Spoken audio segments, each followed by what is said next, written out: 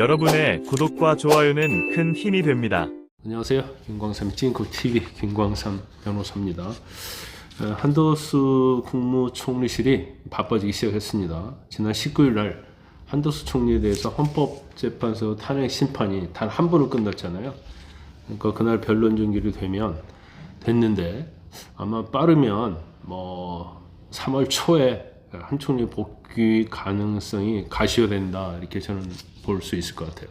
물론 윤 대통령에 대한 변론 종결은 25일 오늘 있을 거지만, 이제 만약에 한도수 총리에 대해서는 그러면 윤 대통령에 대한 선고 기일 전에 결정을 할 것인지, 선고를 할 것인지, 아니면 기일 이후에 할 것인지, 거기에 대해서 아마 헌재가 굉장히 고민을 할 걸로 보입니다. 그렇지만 저는 개인적으로 볼 때는 아마 헌재가 대통령에 대한 탄핵 심판 결정하기 이전에 한도수 총리에 대해서 선고할 가능성이 크다, 이렇게 봅니다.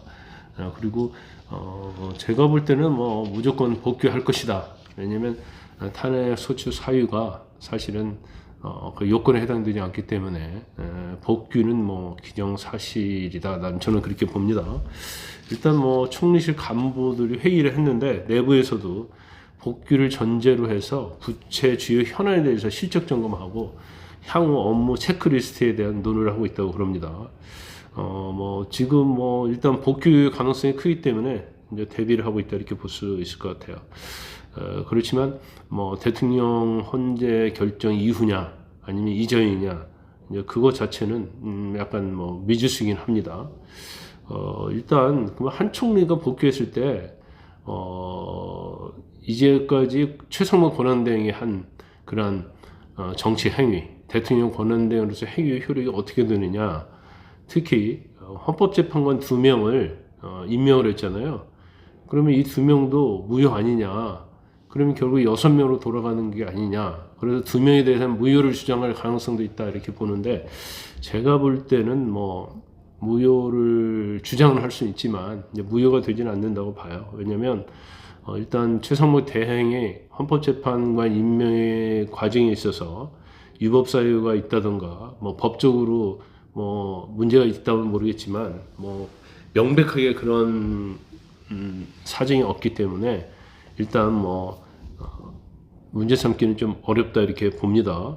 그렇기 때문에 일단 탄핵 심판에 있어서 최상무 권한대행이 임명한 2명에 대해서는 사실은 그렇게 우리가 무효다 하면서 그런 주장까지는 가기에는 좀 어려운 측면이 있다, 이렇게 봅니다. 그런데 최상무 권한대행보다도 여당의 입장에서는 오히려 지금 한 총리를 더 좀 선호하는 그런 분위기가 감지가 됩니다. 더 신뢰를 한다는 거죠. 더군다나 만에 하나 탄핵이 인용이 돼버리면 결과적으로 조기 대선을 해야 하는데, 그런 상황에서라고 보면 또 여당이 일방적으로 일단 공약이랄지만 이런 것들을 막 국회에서 통과시켜갖고 대통령에게 던질 확률이 크거든요. 그러면 이걸 단호하게 막을 수 있는 사람은 이제 한도수 총리밖에 없다.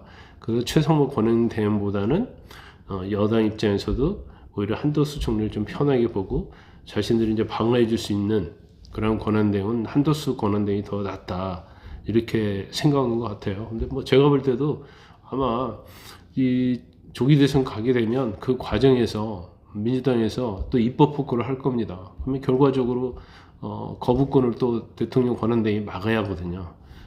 그런 상황이 굉장히 여러 번 올 거예요.